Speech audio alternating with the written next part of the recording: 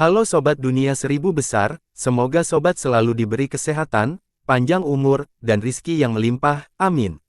Sebelum masuk ke alur ceritanya, jangan lupa dukung channel ini ya dengan klik subscribe, like, komen, dan share, terima kasih. Mari kita lanjutkan perjalanan, Li Qiye. Jalan ini panjang dan sulit. Aku akan mengampuni kalian hari ini, jangan ragu untuk menantangku lagi di masa depan. Li Qiye tersenyum pada Tian Feng sebelum pergi bersama kelompoknya. Kerumunan orang memperhatikan kepergiannya dalam diam. Bam! Tian Feng yang sedang bernafas juga melompat dan menghilang. Beberapa orang terkesan karena ia masih mampu bergerak meskipun kondisinya lemah. Yang lain tidak mampu bergerak sedikit pun. Pertempuran itu menyisakan banyak ruang untuk memikirkan kelompok itu. Mereka bertanya-tanya bagaimana cara menceritakan kisah ini secara akurat agar orang-orang mempercayai mereka. Khususnya para pemuda, mereka tidak tahu harus berpikir apa. Mayoritas generasi muda memuja kelima penakluk itu dan mengira salah satu dari mereka akan menjadi penguasa Dao. Sayangnya, monster baru telah tiba, Li Qiye. Dia mencekik mereka dan menghancurkan iman mereka. Rupanya dia memiliki peluang yang jauh lebih besar untuk menang dibandingkan 5 lainnya. Li Qiye, meskipun terlambat memulai debutnya, dia masih unggul dalam perlombaan. Seorang leluhur tua menyimpulkan, saat ini, dia benar-benar berada di posisi pertama di mataku dalam kompetisi Dao, para penakluk lainnya bahkan tidak ada yang mendekat. Tak seorang pun membantahnya dan malah berpikir dalam diam. Para pendukung Li Qiye yang vokal tidak lagi diejek. Sementara itu, para petinggi mulai memikirkan pemaknaannya. Siapa sebenarnya yang bisa menghentikan Li Qiye menjadi penguasa Dao? Seorang pemuda bertanya. Seniornya menatap tajam ke atas dan berkata, tidak ada penakluk lain yang bisa mengalahkannya dalam pertarungan 1 lawan 1, bukan Kaisar Muda atau Shen Juntian. Ini tidak dapat dipercaya tetapi benar. Yang lain tidak punya pilihan selain menerima kenyataan ini. Meskipun para penakluk memiliki bakat dan sumber daya yang tak tertandingi, mereka tidak dapat mengalahkan Li Qiye dalam pertarungan. Kekalahan telak Tian Feng adalah contoh yang sempurna. Li Qiye membuatnya tampak mudah karena ia hanya menggunakan tangan kosong dan gerakan sederhana. Ini membuat kedudukannya jelas jauh di atas para jenius. Untungnya, kompetisi tidak hanya terdiri dari pertarungan tunggal. Buah Dao, tentu saja, memerlukan pemahaman dan pencerahan pribadi, tetapi untuk masalah eksternal seperti musuh. Itu akan menjadi konflik antar sekte. Tentu saja, para ahli waris perlu mencari misteri buah Dao selama proses tersebut. Ini membutuhkan pencerahan pribadi terlepas dari banyaknya bantuan yang mereka dapatkan dari leluhur kuno mereka. Jika mereka tidak dapat membuktikan Dao mereka, maka menjadi penguasa Dao adalah hal yang mustahil. Latar belakang dan sekte mereka tidak dapat berbuat apa-apa tentang hal ini. Proses ini telah diakui dan diterima oleh para pihak selama berabad-abad. Para pewaris harus menghadapi banyak bahaya dan lawan. Salah satu faktor terpenting adalah garis keturunan mereka sendiri. Hal ini menjadi agak penting mengingat situasi saat ini di mana Li Qiye jauh di atas yang lain. Saya ingin tahu apa latar belakang Li Qiye. Seorang ahli berbisik, Kaisar Muda Abadi sejati memiliki raja dari sektenya, begitu pula Shen Juntian dengan 6 rajanya dan bahkan Dao Sanqian. Jika Li Qiye benar-benar sendirian, itu tidak menguntungkan baginya. Begitu Dewa Sejati atau 3000 Dao menjadi serius, para Master Top ini benar-benar dapat mengambil tindakan untuk melenyapkan Li Qiye. Jika dia tidak memiliki pelindung Dao yang cukup kuat, dia akan mati di jalan. Ini. Penakluk kelima itu mungkin juga akan bekerja sama, itu adalah dilema lain yang tidak dapat dipecahkan, kata seorang leluhur. Yang lain tahu bahwa perjanjian semacam itu akan menjadi kekuatan terbesar di Sky Border. Pada bagian ini, Li Qiye akan menghadapi jalan buntu jalan Dao-nya. Saya pikir ini mungkin terjadi karena Li Qiye terlalu menakutkan. Seorang leluhur klan setuju, Li Qiye bersinar terlalu terang saat ini. Penakluk kelima harus melenyapkan Li Qiye agar salah satu dari mereka memiliki kesempatan. Oleh karena itu, aliansi untuk membunuh Li Qiye tampaknya tidak terelakkan dan itu tidak akan sulit. Di atas bukit hijau dengan air terjun surgawi, Kaisar Muda Abadi sejati duduk di bawah naungan pohon pinus dan menikmati nikmatnya. Aura agung dan agung tiba-tiba muncul. Tamu itu tak lain adalah Raja Lima Matahari. Dia berdiri di hadapan kaisar dan tersenyum, suasana hatimu baik, saudara. Anda adalah pemandangan yang menyenangkan bagi mata yang sakit, saudara 5 matahari. Sang kaisar tersenyum, tampak seperti seorang penguasa alam atas yang memandang rendah rakyatnya. Dua murid dari Dewa Sejati buru-buru menyiapkan tikar untuk Raja 5 Matahari duduk. Kemudian teh pun datang. Enak. Raja 5 Matahari menyesapnya dan berkata, energi abadi kemudian muncul entah dari mana, namun terasa menyenangkan seperti angin musim gugur. Seseorang yang tidak ternoda oleh roh fana muncul, mengundang decak kagum kemanapun dia pergi, Sen Juntian. Saya sudah menerima undanganmu. Dia duduk di sebelah keduanya. Minum bersamamu adalah kesempatan yang langka. Kaisar muda itu tersenyum dan menyuruh murid-murid lainnya untuk membawakan teh untuknya juga. Hebat, sumber daya Dewa Sejati memang patut dibanggakan. Sen Juntian menyesapnya dan ikut memuji. Itu tidak bisa dibandingkan dengan teh upeti untuk seorang penguasa Dao. Kata sang kaisar, ini memang benar. Putra seorang penguasa Dao pasti telah melihat banyak hal menakjubkan sebelumnya, memiliki akses ke harta karun yang paling didambakan sejak muda. Beberapa teh abadi sangat sulit diperoleh. Para pembudidaya hebat seperti penguasa surgawi dapat bekerja keras seumur hidup untuk mendapatkan satu botol dan akhirnya gagal. Hal ini tidak berlaku bagi Sen Juntian. Dia mungkin tumbuh besar dengan meminum cairan jenis ini seolah-olah itu adalah udara, tidak masalah sama sekali. Tentu saja, ini tidak berarti bahwa kaisar muda itu menyetujuinya. Ia juga tumbuh dalam skenario yang sempurna, berbicara kepada Sen Juntian sebagai orang yang setara. Masa kecilnya mungkin berada pada level yang sama. Oleh karena itu, Raja 5 Matahari mungkin memiliki pendidikan yang paling buruk. Tentu saja, pria itu tidak mempermasalahkannya sama sekali dan tidak pernah merasa rendah diri. Aku yakin kita tidak datang ke sini sendirian untuk minum teh. Sen Juntian langsung ke intinya. Sudah lama sejak pertemuan terakhir kita, jadi aku menyiapkan teh. Mari kita minum dan berdiskusi tentang dunia dan Grand Dao, ya. Kaisar tersenyum. Membahas Dao Anda akan menjadi suatu kesenangan. Raja 5 Matahari tersenyum, namun jika kamu memiliki masalah lain, jangan ragu untuk memasak.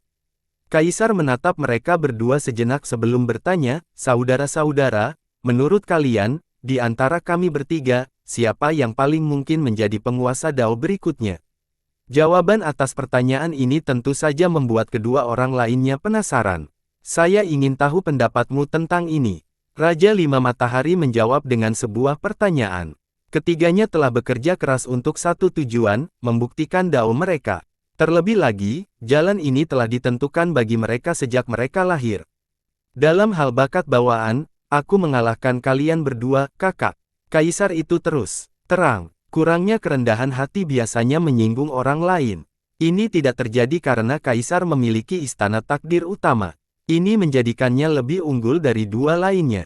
Karena penjelasannya sudah jelas, nada rendah hati di sini akan memiliki efek sebaliknya. Istana purba jarang ditemukan bahkan dalam perjalanan sejarah yang panjang. Sen Juntian mengakui, belum lagi orang sepertiku, berapa banyak penguasa Dao yang memiliki bakat bawaan ini. Raja 5 Matahari mengangguk dan setuju, saya pernah melihat istana Anda sebelumnya dan merasa kagum. Nasib sejati mistis saya tidak ada apa-apanya dibandingkan dengan garis keturunan saya yang tipis. Ia memiliki takdir sejati yang mistis dan garis keturunan elang surgawi. Namun, takdir sejatinya lebih rendah daripada istana takdir kaisar sementara keturunannya jauh dari murni. Namun, aku mengakui bahwa penampilan dan auraku lebih rendah darimu, bangga. Kaisar berkata kepada Sen Juntian. Dia hanya mengatakan kebenaran dan sama sekali tidak mempengaruhi hal ini. Kenyataannya, semua orang merasakan hal yang sama saat berdiri di depan Sen Juntian. Penampilan dan temperamennya sangat luar biasa, tampak seperti seorang yang abadi. Seorang yang sangat cantik mungkin masih merasa tidak pantas berada di hadapannya. Sedangkan untukmu, saudara 5 Matahari, aku tidak memiliki karisma dan pesona sepertimu. Kaisar melanjutkan, kamu mampu merekrut semua orang di dunia, tanpa memedulikan hal-hal tertentu. Sedangkan aku memiliki prasangka. Kau terlalu baik. Raja 5 Matahari tersenyum sambil menggelengkan kepalanya. Memang benar, jika kita bertukar tempat saat lahir, aku tidak akan sesukses kalian yang didukung oleh sekte-sekte timur. Ini pasti sulit, membutuhkan tekad dan terkadang mengecewakan. Aku terlalu sombong dan pemarah untuk itu. Kaisar menjelaskan lebih lanjut. Ia terlahir sebagai anggota True Immortal dan langsung menjadi permatanya. Meskipun latar belakang Shen Juntian sedikit lebih mengesankan, Kaisar muda itu tentu saja tidak bisa mengeluh dalam hal ini. Raja Lima Matahari tidak memiliki kekayaan yang sama. Sekolah Lima Matahari hanyalah kekuatan besar. Sebagai putra dari guru sektenya, titik awalnya lebih tinggi dibandingkan dengan kekuatan rata-rata tetapi masih remeh dibandingkan dengan para pesaingnya. Oleh karena itu, orang hanya bisa membayangkan pengorbanan dan kesabarannya untuk sampai ke tempatnya saat ini. Dia memperoleh segalanya dengan darah dan keringat, terpilih demi terpilih. Hidupnya mengandung lebih banyak kepahitan daripada yang pernah dialami kedua orang lainnya. Kita di sini bukan untuk saling menyanjung atau menceritakan kisah hidup, kan? Shen Juntian tersenyum. Dua orang lainnya terkagum-kagum dengan senyumnya yang menawan, merasa iri tanpa cemburu. Sebagian besar mungkin membenci orang lain karena lebih menarik. Namun, Juntian juga memiliki kualitas bawaan yang mencegah orang lain membencinya. Kompetisi telah dimulai, jadi jika Anda berkenan, mari kita bahas masa depan, kata sang kaisar. Pertarungan tidak dapat dihindari di antara kita. Biarkan takdir yang menentukan pemenangnya. Jawab Shen Juntian. Baiklah, kamu tahu takdir tidak ada hubungannya dengan ini dan semua kompetisi sebelumnya. Kaisar tersenyum. Bukan hanya kami bertiga, dua lainnya juga unik dengan caranya sendiri. Sulit untuk memprediksi pemenangnya saat ini, sela Raja Lima Matahari. Saya setuju dengan Anda, Saudara Lima Matahari.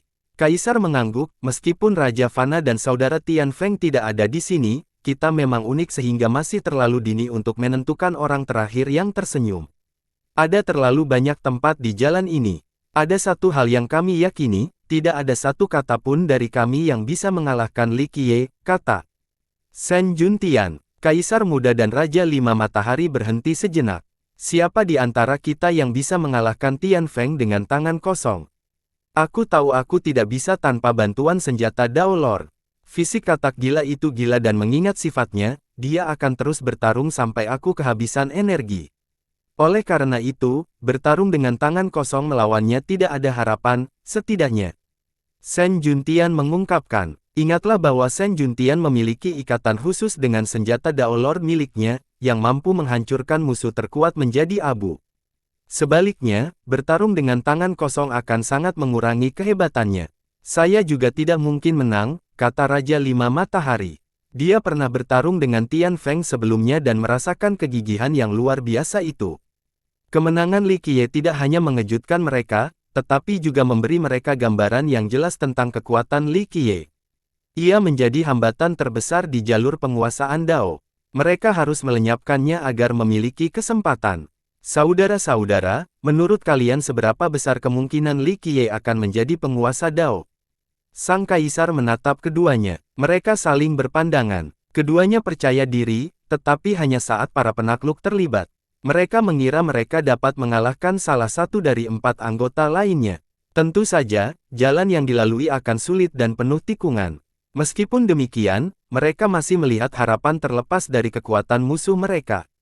Sayangnya, Li Qiye ini muncul entah dari mana dan menimbulkan kekuatan yang cukup besar.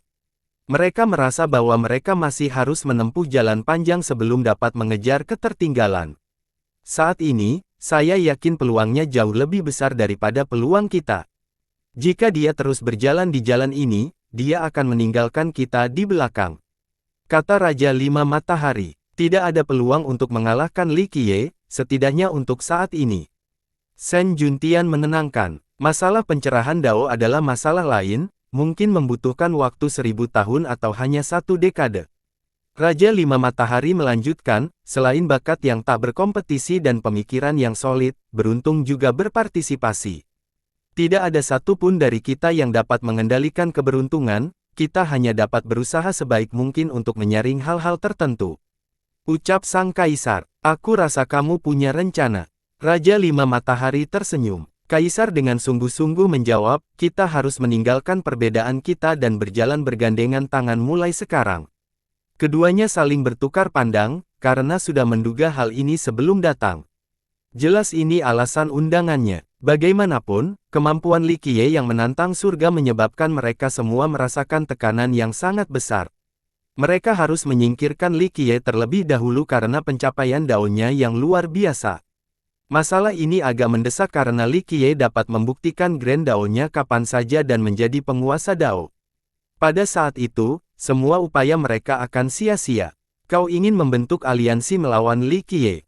Raja Lima Matahari menginginkan jawaban yang jelas. Tidak hanya itu, kita juga harus berlatih dan mempelajari misteri Grand Dao bersama-sama.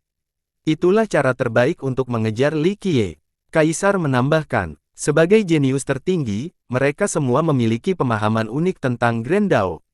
Jika mereka mengungkapkan pengetahuan yang mereka peroleh dan menghasilkan satu sama lain, manfaatnya akan sangat besar. Itu akan mempercepat proses pemahaman buah Dao. Tidak apa-apa untuk beradu argumen dan belajar satu sama lain.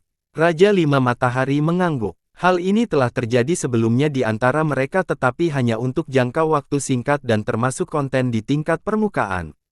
Kita belajar bersama, sampai saat terakhir sebelum buah Dao diperoleh. Kita lihat siapa yang akan memetik buah pertama dan menjadi penguasa Dao. Itu semua tergantung pada kemampuan, usaha, dan keberuntungan kita sendiri. Kata sang kaisar. Itu adil, kata Shen Juntian. Seperti kata pepatah, dua kepala lebih baik dari satu. Terlepas dari bakat dan prestasi pribadi mereka, bekerja sama tetap bermanfaat dan membantu. Akan bodoh jika menolaknya. Aku yakin ini bukan satu-satunya tujuanmu, kakak. Juntian melanjutkan. Benar, tujuan utama kita seharusnya tetap melenyapkan Li Qiye. Keberadaannya saja sudah menghancurkan harapan kita. Kaisar berhenti sejenak dan berkata, kalau tidak, dia akan mengambil lebih banyak maju dari kita dalam mengambil buah Dao. Seluruh hidup kita akan sia-sia. Shen Juntian dan Raja Lima Matahari sedang memikirkan dalam diam. Jika Li Qiye terus meningkat, kompetisi tidak akan lama lagi berakhir. Pada saat itu, jalan besar mereka akan sia-sia. Bagi Shen Juntian, ia muncul di generasi ini untuk menjadi penguasa Dao. Ia cukup yakin bahwa kemenangan akan menjadi miliknya. Jika tidak, hibernasi lebih lanjut masih dapat diterima. Hal yang sama berlaku untuk yang lainnya. Pemenang kompetisi akan mengambil semuanya dan hanya menyisakan keputusasaan karena kalah dalam kompetisi. Bung, dewa sejati tak terkalahkan begitu leluhur kuno dan raja abadimu muncul.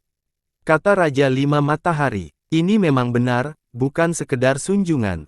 True Immortal adalah sekte yang paling dekat dengan sebutan tak terpecahkan.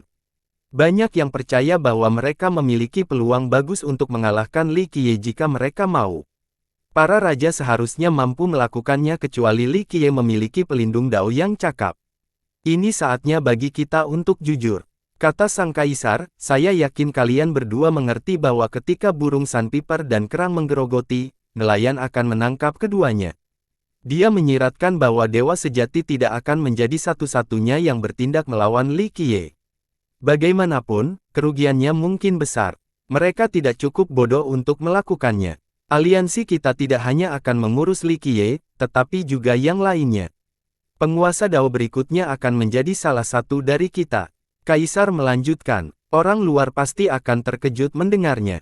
Kaisar ingin melenyapkan Raja Langit dan Tian Feng juga, menyebabkan keduanya saling bertukar pandang. Aliansi antara True Immortal, 3000 Dao, dan Eastern Desolus bisa saja dimulai hari ini. Jika mereka mengerahkan segenap kekuatan, pencapaian dunia tentu akan mungkin terjadi. Dengan semua kartu terbuka, mereka akan mengalahkan Li Qiye dan dua penakluk lainnya. Sejak saat itu, salah satu dari mereka pada akhirnya akan menjadi pemenang, siapapun yang memiliki kekayaan terbanyak. Oleh karena itu, aliansi ini jelas merupakan hal yang baik, mengunci calon Dao Lord potensial hanya pada 3 kandidat. Bung, aku butuh waktu untuk memikirkan usulan ini. Raja Lima Matahari tersenyum dan tidak memberikan jawaban yang jelas. Shen Juntian mendengus, bahkan pria pun akan terpesona oleh senyumannya yang menakjubkan. Aku tidak sabar untuk merasakan keterampilan Li Qiye yang tiada taraf. Dia pun tidak memberikan jawaban yang pasti, sehingga kedua orang lainnya saling berpandangan. Kekuatannya memang menakutkan. Menurutku, pertarungan langsung tidaklah bijaksana, lebih baik menggunakan strategi yang berbeda. Raja Lima Matahari memilih kata-katanya agar tidak menyinggung Shen Juntian. Semua orang seharusnya tahu saat ini bahwa melawan Li Qiye sendirian sama saja dengan bunuh diri. Shen Juntian tidak terkecuali. Aku tahu. Shen Juntian tersenyum dan mengangguk, aku akan hilang dan itu tidak akan terjadi dalam waktu dekat. Namun, lawan yang tangguh sudah langka. Apalagi seorang yang terlibat yang misterius dan hebat. Aku diliputi rasa ingin tahu.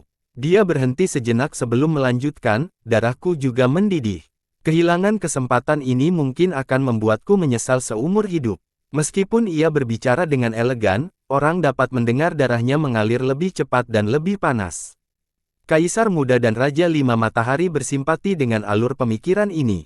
Selama perjalanan dao mereka juga bertemu dengan lawan yang kuat yang membuat darah mereka mendidih karena kegembiraan. Sayangnya, Li Qiye terlalu jahat. Mereka bisa berpikir untuk melawan leluhur kuno karena mereka memiliki analisis kekuatan yang baik. Sayangnya, Li Qiye tidak terduga dan tidak menyenangkan, karena itu Kaisar Muda mengundangnya. Saya ingin melihat seberapa besar kekuatan Dao Lord yang dapat ia tahan. Ia melanjutkan dengan suara selembut madu, mirip dengan seorang sahabat yang membisikkan kabar baik. Namun, keduanya gemetar karena mereka memahami maksudnya. Orang ini bisa melancarkan serangan yang sangat mirip dengan serangan ayahnya sendiri. Keduanya merasa ini mengerikan. Mohon maaf, mohon kembali. Kaisar Muda itu berkata, Jalan Tao membutuhkan kekuatan dan otak. Saya yakin Anda akan menemukan rencana yang lebih bijaksana. Dia tentu saja ingin Shen Juntian bergabung dengan aliansi mereka bersama dengan raksasa 3000 Dao. Tentu saja, dari sudut pandang lain, dia juga ingin melihat Shen Juntian melawan Li Qiye. Serangan penguasaan Dao miliknya mungkin akan memaksa Li Qiye untuk menunjukkan kekuatan aslinya, kesempatan yang sempurna untuk lebih banyak penempatan dan penyusunan strategi. Jalan Tao benar-benar tidak dapat diprediksi, tidak ada yang tahu siapa yang akan jatuh lebih dulu. Senyum Shen Juntian dapat memikat dan membuat para gadis tergila-gila. Ada sesuatu tentang dirinya yang menjadikannya lebih unggul dari para jenius hebat lainnya. Dia tidak mengecewakan ayahnya, baik dari penampilan maupun temperamennya. Kelompok Li Qiye melakukan perjalanan jauh ke dalam Primordial Union. Mereka akhirnya berhenti di depan sebuah puncak dan Li Qiye tersenyum, di sini. Di sini, Jian Ming menjadi bersemangat. Li Qiye mengangguk dan melihat sekelilingnya, menangkap segala sesuatu di dalam matanya. Apakah Kaisar bersarang di sini? Jian Ming melihat sekeliling dan tidak melihat siapapun. Dia tidak punya energi untuk melindungi dirinya sendiri, apalagi bersarang. Li Qiye tersenyum. Aku yakin dia terluka parah, kata Tao itu. Bagaimanapun, dia dikepung oleh para leluhur raksasa. Fakta bahwa dia masih hidup menunjukkan banyak hal tentang kekuatan. Cedera utamanya tidak ada hubungannya dengan musuh. Itu adalah harga yang harus dibayar untuk menggunakan permata abadi. Dia terlalu memikirkan dirinya sendiri dan meskipun itu membuatnya cukup kuat untuk bertahan dalam pertempuran, dia baru merasakannya sekarang. Kata Li Qiye, jadi dia berhasil menemukan cara menggunakannya, kata Jian Ming. Tidak juga, Li Qiye menggelengkan kepalanya, hanya permukaannya saja karena penguasaan sejati tidak akan menempatkannya dalam kesulitan ini. Dia akan bertemu dewa, membunuh dewa, bertemu Buddha, membunuh Buddha. Meski begitu, hanya kekuatan permukaannya saja sudah cukup untuk menyelamatkannya dari musuh yang memaksanya membayar harganya. Duo itu mengerti mengapa Kaisar akhirnya melarikan diri. Ia memberikan cukup banyak kekuatan untuk bertahan hidup, tetapi tidak cukup untuk membunuh para leluhur kuno dari sekutunya. Serangan balasannya terlalu berat untuk ditanggungnya juga. Li Qiye selesai bersantai dan melihat ke tengah jalan yang dipenuhi tanaman merambat panjang. Baiklah, tunjukkan dirimu, kata Li Qiye. Sayang, tidak ada yang menjawabnya. Keduanya menggunakan niat suci. Namun mereka juga tidak menyadari siapapun. Kurasa aku harus mengajakmu keluar. Li Qiye memegang tangannya dan menyingkirkan tanaman merambat itu, menampilkan gua itu setelahnya. Serangannya juga tampaknya mengenai penghalang yang tak terlihat dan dinetralkan. Keduanya akhirnya melihat seseorang bersembunyi di sana, Kaisar Tinju Emas. Tanaman merambat yang tumbuh dari puncak melilitnya seperti tentakel, seolah ingin menusuk tubuhnya. Dia tampak lemah dan pucat, tidak seperti dirinya yang mendominasi. Beberapa bagian tubuhnya telah berubah menjadi batu karena kekuatan yang tidak diketahui. Seorang praktisi tinju yang tak dipertandingkan tampak agak tidak stabil dan lemah. Fenomena membatu berada di luar kendalinya meskipun telah berulang kali mencoba menghentikannya dengan seluruh kekuatan dan vitalitasnya. Di sana, ia mencoba menggunakan kekuatan dari akar tanah untuk menghentikan invasi yang bersifat korosif. Ia juga berpikir bahwa ia telah melakukan pekerjaan yang hebat dan menghancurkan semua jejak. Sayangnya, seseorang masih berhasil gagal. Siapa kalian? Dia meleotot ke arah pengunjung yang tidak diinginkannya. Matanya memancarkan cahaya keemasan, menyebabkan Jianming dan Tao merasakan sakit yang tajam di leher mereka seolah-olah mereka baru saja ditebas oleh pedang suci. Niat muncul berikutnya, mencoba menghancurkan dada mereka. Sial, keduanya segera berlari ke belakang Li Qiye untuk menghindari pembunuhan. Kaisar Tinju Senior, kami berada di pihak yang sama, pihak yang sama. Jianming berteriak untuk menghindari kesalahpahaman. Di pihak yang sama, sang kaisar berdiri dan auranya semakin kuat. Hehehe, memang di pihak yang sama. Ini menantu baru Golden Gate-mu, suami dari permatamu. Sang penganut Tao tertawa. Tinrong, sinar dari mata sang kaisar dapat menembus hati. Jianming ketakutan setelahnya. Meskipun dia terluka, auranya masih mengerikan. Dia jelas salah satu kekuatan terkuat di zaman ini. Dia terutama fokus pada Jianming, yang sepertinya ingin memakan anak laki-laki itu hidup-hidup. Hal ini sering terlihat pada ayah mertua, putri mereka akan dibawa pergi oleh beberapa bajingan. Beraninya kau memaksakan pernikahan ini. Persekongkolan sektemu. Kaisar tampak siap menghancurkan Jianming hingga menjadi bubur. Kemarahannya memang beralasan karena ia membayangkan skenario di mana seluruh dunia mengetahui tentang batu permata abadi itu. Mereka pasti akan merencanakan sesuatu untuk melawannya dan salah satu strateginya adalah mengancamnya dengan Golden Gate. Pernikahan paksa adalah salah satu strategi lainnya. Dia tidak mempercayai siapapun, terutama menantu, yang muncul entah dari mana ini. Dia sudah menunjukkan banyak pengendalian diri dengan tidak langsung menyerang. Jianming mengangkat kedua tangannya dan berkata, "Senior, jangan salah paham. Kami berdua bersedia, saya punya buktinya." Setelah mengatakannya, dia mengeluarkan lencana kristal dan menyerahkannya kepada kaisar. Ini diberikan kepadanya oleh Tingrong untuk berjaga-jaga jika sesuatu seperti ini terjadi. Kaisar membukanya dan membaca pesannya sebelum mempercayai Jianming. Dia menyimpannya dan bertanya, "Apa yang kamu lakukan di sini?" Dia tidak meremehkan kelompok itu, hanya saja mereka tidak dapat berbuat apa-apa terhadap raksasa itu. "Menyelamatkanmu, serahkan batu itu," ucap Li Qiye. "Menyelamatkanku." Kaisar melorotnya, "Ke sini juga untuk batu abadi." Agresinya kembali, terbukti dari sinar tajam yang terpancar dari matanya. Jianming menjadi gelisah, tidak ingin terjadi perkelahian. Kaisar telah waspada dan tegang begitu lama karena semua orang menginginkan batu abadi. "Tidak mau." Li Qiye tersenyum. "Tahukah kau siapa yang akan kau hadapi?" tanya sang kaisar. "Kau, dewa sejati, 3.000 Dao. Dengan kata lain, Dao Sanqian dan para raja dari dewa sejati."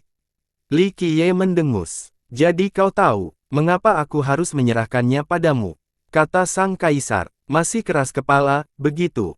"Kalau bukan karena pernikahan, aku akan mengambil batu itu dan membiarkanmu berjuang sendiri," kata Li Qiye. Itu klaim yang kuat. Kaisar melihat sekilas niat membunuh terpancar di matanya. Sebagai pendiri sekte dan penguasa surgawi yang perkasa, berapa banyak yang benar-benar dapat mengalahkannya. Dia lolos dari kebohongan, meskipun dengan bantuan batu permata abadi. Meskipun demikian, ini masih membutuhkan kemampuan pribadi yang luar biasa. Kultivasimu tidak dangkal. Masalahnya adalah kau sudah kehabisan tenaga, sudah menggunakan satu pukulan di Wordbreaker. Yang kedua tidak mungkin dan yang terpenting, kekuatan ini berada di luar kendalimu. Li Qiye berkata sambil menatapnya, "Kau hampir tidak bisa bertahan, kekuatan primordial Union tidak cukup untuk melancarkan invasi." "Ini sia-sia, omong kosong," ucap sang kaisar dengan dingin. "Begitukah? Apakah Anda masih berpikir Anda bisa menghentikan kekuatan batu permata itu? Bahkan jika kau bisa menggunakan kekuatan penyatuan, itu hanya akan menunda kematianmu." Li Qiye, yang ditanggapi sang kaisar, "Ini memang benar. Batu permata itu mampu menahan Wordbreaker itu sendiri. Sayangnya, batu itu telah menyerang dan melukainya. Ini akan menjadi lebih buruk seiring berjalannya waktu. Ia memasuki wilayah itu dengan harapan memperoleh kekuatan eksternal lainnya. Sayangnya, ia tidak dapat memanfaatkan wilayah itu sepenuhnya, hanya meminjam permukaannya saja. Itu sudah cukup untuk memperlambat invasi, tetapi kematian sudah di depan mata. Oleh karena itu, proses pembatuan tidak berhenti. Jadi kamu tinggal menunggu batu permatanya saja, katanya. Mengapa kamu menginginkannya? Agar cepat mati. Kau tidak dapat mengendalikannya dan tidak dapat membawa kembali ke sektemu, tidak ada tempat bagimu untuk pergi dengan benda itu. Kata Li Qiye. Kaisar tidak memberikan tanggapan karena dia sangat menyadari konsekuensinya. Memiliki batu permata ini berarti selalu menjadi incaran para raksasa. Jika dia membawa kembali ke Golden Gate, ini berarti membawa kehancuran kembali ke sekte tersebut. Jika dia memilih untuk lari sendiri, mereka tetap akan diarahkan pada akhirnya. Dunia itu luas tetapi jangkauan mereka juga luas. Selain itu, Golden Gate akan menjadi sandera.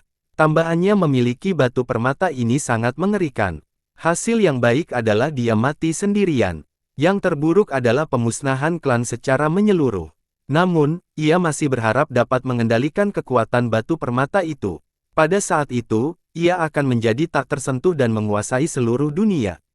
3.000 Dao dan Dewa Sejati tidak akan mampu berbuat apa-apa, tidak akan sulit dia untuk melawan dan San Qian dan para raja dari Dewa Sejati. Dia akan mampu melindungi dirinya dan sektenya. Coba pikirkan, dia mampu menghentikan kekuatan Wordbreaker dengan bantuannya. Ini membuktikan potensinya untuk membuatnya tak terkalahkan. Oleh karena itu, ia fokus pada penyembuhan luka-lukanya dan kekuatan invasif dari batu permata tersebut, sehingga muncullah kebutuhan untuk menggunakan penyatuan. Ini lebih mudah diucapkan daripada dilakukan.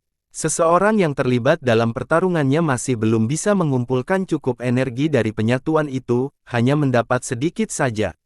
Sayangnya, dia berpikir bahwa dengan waktu yang cukup, mungkin itu akan terbukti cukup saat dia mendapatkan lebih banyak wawasan tentang batu permata itu. Dia mengerti betapa tidak mungkinnya hal ini. Sebagai seorang berpengalaman, dia tidak menutup mata terhadap kebenaran. Alternatif lainnya adalah menyerahkan batu permata. Itu, menyelamatkan dirinya dan Golden Gate. Namun, ini adalah barang yang sangat berharga. Jika mereka berhasil mempertahankannya, Golden Gate mungkin akan menjadi pesaing sesungguhnya di kemudian hari, tidak seorang pun dapat menahan godaan batu permata itu. Lebih jauh lagi, ia telah mengalami diberdayakan olehnya, yang membuatnya semakin sulit melepaskannya kecuali tidak ada pilihan lain. Dia tidak menyerah saat dikepung oleh para raksasa. Hal yang sama berlaku dalam situasi ini. Kamu berbicara seolah-olah kamulah yang seharusnya memilikinya, katanya. Benar, akulah satu-satunya di dunia ini. Li Qiye berkata dengan tenang. Aku ragu kau bisa memahaminya dariku. Kaisar Agung, kau sangat percaya diri dengan kemampuanmu. Li Qiye membalas. Kecuali eksistensi puncak seperti Dao San Qian, aku bisa menangani yang lainnya. Kaisar menjawab dan Dao berbunyi pun meletus. Jalan besar yang mengelilinginya dan menelan Li Qiye juga. Dia tidak membual karena itu adalah kebenaran. Dia sebenarnya bisa bertarung secara seimbang melawan kelompok Skybreak atau Tyrant Monarch. Karena itu, dia percaya diri dalam menghadapi juniornya. Jika aku mengalahkanmu sekarang, kau tidak akan yakin karena lukamu yang parah. Apa yang harus kulakukan tentang ini? Li Qiye merenung. Kaisar menjadi merah karena marah, hampir memenuhi seteguk darah. Dia adalah pendiri sekte yang telah berperang melawan para pahlawan dunia. Dia tidak takut pada siapapun selama perjalanannya. Sekarang, junior ini sepertinya meremehkannya. Bahkan Dao San Qian tidak akan melakukan hal seperti ini. Li Qiye tiba-tiba mengangkat tangannya. Sang kaisar langsung bertindak dengan mempertahankan pertahanan dan mengaktifkan tinju Dao-nya. Gales menguasai medan perang. Dia mengira Li Qiye hendak menyerang, tapi ternyata tidak. Cahaya turun dan tidak enak sang kaisar. Ini seperti dipengaruhi oleh surga. Ia bermandikan cahaya suci dan merasakan hangatnya musim semi. Bagian yang membatu itu mulai berubah menjadi daging dan darah lagi. Ia melihat vitalitasnya mengalir lancar sekali lagi. Kekuatan batu permata abadi telah hilang dan luka-luka internalnya telah diramalkan, membuatnya takjub. Dia telah menggunakan hukum-hukum kebaikan tertinggi dan obat-obatan yang paling mahal namun gagal. Sekarang, seorang junior menyembuhkannya hanya dengan satu lambaian tangan. Orang itu sama sekali tidak menggunakan ilmu bersejarah untuk membantu. Bagaimana bisa mengulanginya? Hanya surga yang bisa melakukan hal seperti ini. Apa yang kamu lakukan? Hukum kebaikan seperti itu ada di dunia ini. Rasa terkejut dan takut menguasainya. Dia tahu seberapa parah luka-lukanya. Orang nomor satu dunia saat ini, Dao San Qian, tidak mungkin bisa menyembuhkannya dengan satu gerakan tangan. Itu masih membutuhkan usaha dan waktu yang sangat besar. Itu bukan hukum prestasi. Li Qiye mengungkapkan, Anda ingin meminjam kekuatan serikat. Itulah yang terjadi sekarang. Kekuatan persatuan. Tapi bagaimana Anda bisa mengendalikannya? Dan dengan mudahnya, mustahil. Seru sang kaisar. Tidak mudah baginya untuk mengerahkan kekuatan ini meskipun terhubung dengan akar-akar ini. Jika Li Qiye benar-benar menyembuhkannya dengan cara ini, itu berarti orang itu memiliki kendali sempurna atas penyatuannya. Ini belum pernah terjadi sebelumnya. Banyak leluhur kuno dalam sejarah telah datang ke sini tetapi tidak ada yang menunjukkan tingkat penguasaan ini. Dao San Qian yang telah memperoleh kekayaan besar di sini juga tidak mencapai level ini. Kaisar mengira dia sedang bermimpi. Bagaimana mungkin seseorang bisa memiliki penguasaan seperti itu atas persatuan primordial? Konon mengatakan tempat ini sudah ada sejak terbentuknya kekacauan primordial, di atas kendali satu orang. Pun, sekarang, maukah kau menyerahkan batu permata itu? Li Qiye tersenyum. Kaisar kembali serius karena kesulitan yang menghadangnya. Dia sudah lama keras kepala. Menyerahkannya saja sekarang terasa aneh. Menyerah tanpa perlawanan bukanlah bagian dari kepribadiannya. Jika kamu masih belum menyerah, maka lakukanlah.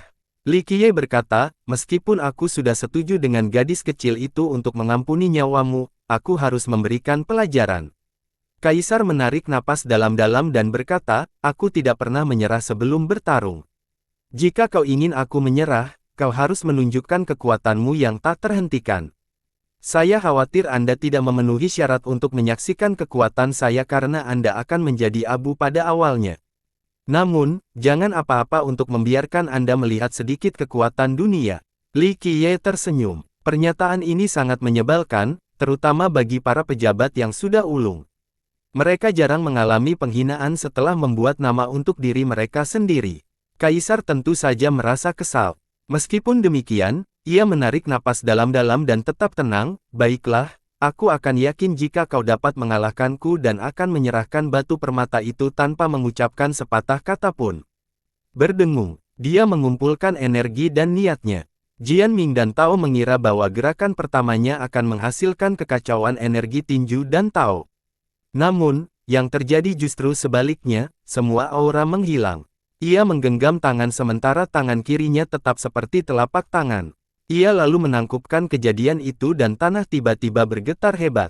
Semua kekuatan dan vitalitasnya terkumpul di tangan membayangkan sementara Dao terkumpul di tangan kirinya. Tubuhnya menjadi wadah bagi berbagai afinitas pemberdayaan dan sumber energi internal. Dia menggunakan dunia dan berbagai macam Dao untuk menciptakan konservasi terkuat dan paling tidak bisa dihancurkan. Dia menjadi satu dengan langit dan bumi, bertahan selama mereka bisa. Ini adalah puncak dari Dao mendaki. Apa teknik ini? Komentar Jian Ming. Dia mengerti bahwa teknik ini agak sulit dipatahkan karena teknik ini mencakup banyak Dao dan struktur fisik kenyataan. Untuk dapat menyerang Kaisar, Li Qiye pertama-tama harus menghancurkan segudang Dao dan wilayah di sekitar Kaisar. Itulah sebabnya dia berada di level yang sama dengan para raja. Sang Tao memuji, teknik perlindungan ini saja sudah cukup baginya untuk memandang rendah dunia. Kaisar hanya fokus pada pertahanan, bukan penyerangan, tanda bahwa ia memandang Li Qiye sebagai musuh yang berbahaya. Ia hanya ingin bertahan hidup dan tidak pernah berpikir untuk mengalahkan Li Qiye. Selama ia bertahan cukup lama, kemenangan akan menjadi miliknya. Benteng biru Dao Tinju. Kaisar mengucapkan nama teknik itu. Kata-katanya selaras dengan Dao Agung. Kedua penonton saling bertukar pandangan, setuju dengan skema penamaan itu karena sangat tepat. Mereka kemudian menatap Li Qiye, bertanya-tanya apa yang akan dilakukannya. Meskipun sulitnya mengalahkan benteng pertahanan Kaisar, mereka masih memiliki kepercayaan penuh pada Li Qiye. Lakukan gerakanmu, jangan ragu untuk menggunakan semua senjatamu. Kaisar berteriak dengan percaya diri. Dia menggunakan teknik ini melawan para raja dari kebohongan dan selamat dari serangan mereka, meskipun dengan luka-luka. Tempat ini adalah senjataku, tidak perlu yang lain.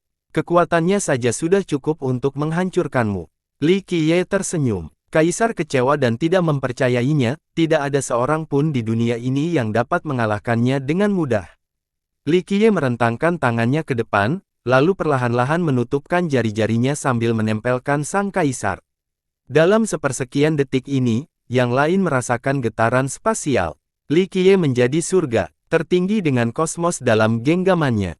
Ini termasuk dao yang tak terhitung jumlahnya dan semua makhluk hidup. Dunia tercipta dan dunia hancur, dao terwujud dan padam, semua terjadi dalam satu pikiran. Dunia yang paling besar dan makhluk yang paling kuat pun tidak lebih dari sekedar butiran debu jika dibandingkan dengan dia.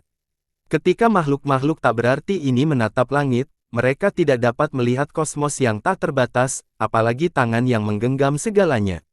Meskipun demikian, yang ketiga tentu merasa bahwa ia dapat menghancurkan mereka atau menghancurkan seluruh dunia menjadi ketiadaan dalam sekejap. Ledakan. Li Qiye menggenggam tangannya erat-erat dan teknik dahsyat sang kaisar runtuh dengan cepat. Kekuatan berbagai afinitas, segudang dao, dan memeras kaisar sendiri hancur berantakan. Ah! Kaisar menjerit dan jatuh ke tanah, berlumuran darah. Hal ini membuat keduanya berantakan. Sang kaisar sendiri tidak dapat berkata apa-apa untuk menggambarkan betapa tidak berdayanya dia saat ini. Semua lawan yang pernah dia hadapi sebelumnya tidak layak untuk memegang posisi Li Qiye. Termasuk Dao San Qian yang pernah dia temui sebelumnya. Meski penutupannya luar biasa, dia merasa Li Qiye bisa membunuhnya dengan satu pikiran, tanpa perlu mengangkat tangan sama sekali. Bagaimana hukum jasa apa ini? Dia tidak dapat menahan diri untuk bertanya setelah benar-benar dikuasai, tidak ada seorang pun yang bisa berpikir ini, pikirnya. Jian Ming dan Tao gemetar ketakutan. Mereka tahu tentang kemampuan mengerikan Li Qiye meskipun sifatnya tidak mencolok. Namun, dia baru saja menjadi surga atau sesuatu yang lebih besar. Bahkan Raja Abadi tidak lebih dari semut. Dia memegang kendali penuh dan dapat menentukan nasib dunia sesuka hati. Ini adalah kekuatan yang berada di luar imajinasi mereka. Sungguh mengerikan jika berpikir bahwa satu makhluk tertentu dapat memiliki begitu banyak kendali atas segala sesuatu. Dao dapat digunakan dengan satu pikiran, itu bukan hukum jasa atau apapun. Li Qiye menatapnya dan berkata, kau ingin melihat kekuatan persatuan. Itu saja. Kaisar menarik nafas dalam-dalam. Kekuatan persatuan itu terlihat jelas saat ini. Masalahnya adalah, bagaimana orang ini bisa mengendalikannya dengan mudah. Tak terpecahkan, gumamnya dan menjadi pucat. Bagi para leluhur biasa, leluhur yang memiliki kekuatan besar tidak terkalahkan. Bagi para ahli, dia dan para raja tidak terpecahkan. Bagi mereka, Dao San Qian dan makhluk abadi lainnya adalah monster sejati. Saat ini, dia memperoleh perspektif baru, kata ini seharusnya hanya digunakan untuk Li Qiye. Baiklah, jangan suruh aku mengambil batu permata itu sendiri sekarang, kata Li Qiye. Saya harus patuh, bangsawan muda. Kaisar tersenyum kecut, menyadari bahwa melawan Li Qiye sama saja dengan bunuh diri. Ditambah lagi, dia adalah orang yang menepati janjinya. Dia mengeluarkan sebuah kotak kuno yang mampu menyegel semuanya. Sepertinya kamu sudah siap. Li Qiye melihat ini dan berkata. Dia dengan penuh hormat memberikan kotak itu dan berkata, saya dibimbing oleh seorang guru dan didorong oleh keberuntungan sebelum memperoleh batu permata itu. Seorang tuan, tinju dewa emas. Kata Tao itu, Kaisar tidak mempermasalahkan hal itu karena dia sedang fokus pada Li Qiye. Ternyata ia tidak menemukan batu permata itu secara kebetulan. Leluhurnya ikut berperan dalam masalah ini. Meskipun yang terakhir telah menjadi budak pertama, dia masih peduli terhadap keturunannya, karena itu ada bimbingan dalam memperoleh batu permata tersebut. Li Qiye menerima kotak itu dan membukanya. Berdengung, sinar abadi melesat ke atas dan menembus kubah langit. Mataku, Jian Ming dan Tao itu langsung merasakan sakit yang tajam dan harus mengalihkan pandangannya. Sang kaisar sendiri hanya bisa menatapnya selama beberapa detik sebelum menutup matanya. Lihatlah cahaya abadi itu. Hal ini membuat semua orang yang ada di universitas itu waspada. Sedangkan Li Qiye, dia menatap batu permata itu. Batu permata itu berbentuk belah ketupat dengan sinar yang berdenyut, masing-masing tampak seperti dunia yang berdiri sendiri dengan sistem langitnya sendiri. Satu sinar saja dapat menghancurkan Eight Desoles jika dibiarkan begitu saja, apalagi sepanjang waktu. Batu permata itu mengandung kekuatan yang tak dapat dilawan tetapi tidak sembarang orang bisa mengendalikannya. Li Qiye menutup kotak itu dan sinar itu menghilang. Jian Ming dan Tao itu menghela napas lega dan membuka mata mereka lagi. Salah satu dari 5 batu permata, sepertinya yang lainnya sudah hilang. Li Qiye berkata sambil tersenyum. Ada 5 dari mereka. Jian Ming tercengang. Seberapa kuat kelima orang itu jika disatukan? Gumam Tao itu. Ini adalah kekuatan yang berada di luar pemahaman mereka. Benar sekali. Sang kaisar tahu lebih banyak daripada mereka berdua dan mengangguk. Nenek leluhur mengatakan bahwa penghancur dunia pernah memiliki 5 batu permata. Sayangnya, seseorang datang dan menghancurkannya. Ini adalah satu-satunya yang tertinggal. Pembelian telur bebek. Jian Ming mengingat kembali legenda dengan sarung tangan itu. Itu nanti saja. Li Qiye berkata, 5 batu permata itu paling kuat saat tertanam di sarung tangan itu. Tentu saja, pemiliknya bahkan lebih kuat. Informasi ini mengejutkan pendengar ketiga. 1 batu permata cukup merusak, tetapi kelimanya tertanam pada sarung tangan abadi. Itu pasti gila dan hampir tidak mungkin dikendalikan. Meskipun demikian, pemiliknya masih bisa melakukannya. Makhluk ini pastilah makhluk yang tak terbayangkan. Apakah orang seperti itu benar-benar ada? Tanya sang kaisar dengan rasa tidak percaya dan takut meskipun ia sudah mengetahui jawabannya. Sinar abadi itu menarik perhatian banyak perhatian. Mereka tentu menyadari apa yang sedang terjadi, lokasi kaisar tinju emas. Tentu saja, Li Qiye tidak peduli untuk membawanya pergi. Lihat, kaisar, dia ada di sana. Seorang ahli melihat mereka dari kejauhan. Kenapa dia bersama Li Qiye? Seorang leluhur menerbitkannya dan menjadi terkejut. Kerumunan yang berkumpul juga menjadi kejutan. Prestise Li Qiye melampaui 5 penakluk pada saat ini sehingga semua orang mengenalnya. Aneh sekali ya, bocah Jian itu ingin menikahi putri Golden Gate. Seseorang yang hadir di sana selama kompetisi pertempuran itu berkata. Yang lain setuju dengan ini karena mereka dapat dianggap berada di pihak yang sama sekarang. Semua anggota barat tidak setuju tidak. Batu permata abadi, banyak orang saling bertukar pandang. Banyak leluhur yang menuju ke sana diam-diam dan mengelilingi kelompok itu. Itu akan menjadi milikku, pikir seorang jagoan dalam hati. Masalahnya adalah kekuatan kaisar jauh melampaui leluhur biasa. Mencoba bertarungnya sama saja dengan bunuh diri. Oleh karena itu, mereka menjaga jarak dan menunggu kesempatan yang tepat untuk mengejutkannya. Atau, mereka dapat menggunakan keunggulan mereka dan memaksanya untuk menyerah. Tentu saja, kelompok itu secara alami memperhatikan para pembudidaya yang datang. Sang kaisar melihat sekeliling dan melihat para leluhur bersembunyi di puncak-puncak gunung, hutan, atau lebih tinggi di langit. Tikus, ucapannya dengan suara menggelegar. Kata-kata mengejek itu meledak di telinga mereka seperti genderang yang keras. Hal ini membuat perbedaan kekuatan menjadi sangat jelas. Hanya suaranya saja sudah membuat mereka takut karena dia berada di level leluhur kuno. Mereka merasa sulit bernapas dan segera mundur ke jarak yang aman. Mereka yang cukup kuat, tetap tenang dan sabar, masih bersembunyi dalam kegelapan. Kekuatan batu permata abadi itu sungguh tak terputus. Beberapa waktu yang lalu, persekutuan antara para raksasa tidak menghentikan para leluhur ini untuk menunggu waktu yang tepat. Saat ini, persekutuan itu tidak ada sehingga keserakahan mereka menjadi tidak terkendali. Batu permata itu ada di sana. Lakukanlah saat aku masih di sini atau semuanya akan terlambat nanti. Li Qiye berada di sekelilingnya dan berkata, Li Qiye memilikinya. Yang lain menjadi mengejutkan. Benar, kaisar memberikannya padanya. Seorang leluhur tetap skeptis. Seorang tetua agung menatap kaisar dan setuju, menurutku dia tidak berbohong. Dia memiliki batu permata itu sekarang. Banyak yang memeriksa ekspresi kaisar dan memastikan bahwa Li Qiye mengatakan kebenaran. Apa yang kita tunggu? Seorang jagoan berbisik, dia sekarang adalah seekor harimau. Jika kita menunggu sampai dia menjadi penguasa Dao, tidak ada yang bisa dihentikan. Bahkan penguasa Dao terberkati pun tidak dapat menandinginya. Para pendengar menarik napas dalam-dalam. Seorang penguasa Dao tak terpecahkan di generasinya, tetapi seseorang dengan batu permata abadi ini. Ini sama saja dengan memiliki kekuatan 2 kali lipat dalam satu makhluk. Saat ini, Li Qiye telah melampaui semua pesaing dan memiliki peluang terbaik untuk memenangkan kompetisi. Jika dia bisa menggunakan batu permata itu, tidak akan ada yang bisa menyentuhnya. Dia sudah menang, komentar seorang penonton. Saya pikir begitu. Seorang tokoh besar menjawab, jika dia dapat mengendalikan batu permata itu, para penakluk dan pendukungnya tidak akan dapat melakukan apapun padanya.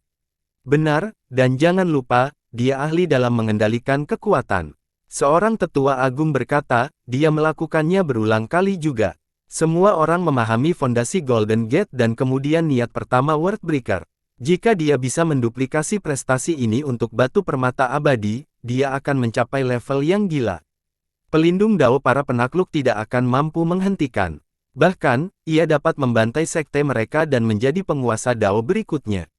Bolehkah kita bergerak sekarang? Bisik salah satu leluhur. Rekan-rekannya mempertimbangkan dengan saksama. Salah satu dari mereka menganalisis situasi, kita seharusnya tidak menjadi orang yang bergerak, para raksasa jauh lebih cemas mengingat masalah. Akan terlambat begitu Li Qiye belajar cara menggunakan batu permata itu. Tidak ada yang tidak setuju dengan penilaian ini. Para raksasa akan kehilangan lebih banyak waktu jika memberi Li Qiye lebih banyak waktu. True Immortal dan 3000 Dao tidak mungkin membiarkan Li Qiye menyimpannya karena berbagai alasan. Terlebih lagi, mereka tahu betapa kuatnya dia sehingga tanpa cukup senjata api dan persiapan, hanya kematian yang menanti mereka. Ledakan, sosok itu turun dari atas, mengakibatkan sebuah lubang besar. Gemuruh. Kemudian datanglah seluruh kelompok dengan aura yang melonjak. Mereka mengepung Li Qiye dari segala arah dan membentuk formasi besar. Anggota 8 paragon dan 36 penguasa. Kerumunan itu langsung mengenali mereka. Ya, paragon liar memimpin mereka. Kata yang lain, Wild, Featherhead, Sacred Scroll, Sword Dao, seorang leluhur menarik napas dalam-dalam dan menyebutkan gelar mereka. Mereka kuat. Yang lain menghitung bahwa ada 4 paragon dan 16 penguasa yang hadir. Mereka ingin menekan Li Qiye, entah itu untuk balas dendam atau demi batu permata abadi. Untuk petinggi dari timur ada di sini, kelompok Raja Lima Matahari akan mengerahkan segenap kemampuan mereka. Seorang penonton berkomentar, membentuk mereka memperjelas bahwa mereka tidak ada di sini untuk bertarung secara adil. Bukankah aku sudah mengalahkanmu? Li Qiye berevolusi pada Wild Paragon. Ekspresi wajah yang terakhir langsung menjadi canggung. Dia marah karena Li Qiye mengingatkan semua orang tentang kekalahannya lagi. Sayangnya, itu memang benar. Kepala ketiganya telah pulih tetapi tidak ada yang bisa menghapus kekalahannya dari sejarah. Satu-satunya cara untuk mengubah keadaan ini adalah dengan mengalahkan Li Qiye. Kalau tidak, tidak ada cara baginya untuk membalas. Kamu memiliki batu permata abadi. Dia mengganti topik pembicaraan dan berkata dengan dingin. Benar sekali, ingin mencoba berkelahiku. Li Qiye tampak tenang meski dikepung. Penonton pun larut dalam perkembangan ini. Kekuatan ini cukup untuk menyapu bersih kekuatan besar, tapi bagaimana dengan Li Qiye? Rekan Tao, serahkan batu permata abadi itu dan semuanya akan baik-baik saja. Featherhead mencampurkan kipasnya dan memberi saran. Bagaimana jika aku menolak? Li Qiye mencium tubuhnya dengan malas. Kematian, terik gulungan suci. Kata kematian menjelma menjadi bentuk fisik dan tabrakan tanah, menyebabkannya berguncang hebat. Energi kematian muncul dan membuatnya tampak seperti dewa kematian. Aku khawatir segerombolan anjing tidak akan mampu mengalahkanku. Li Qiye menatap mereka dengan buruk, tidak peduli dengan gengsi dan aura yang mendominasi mereka.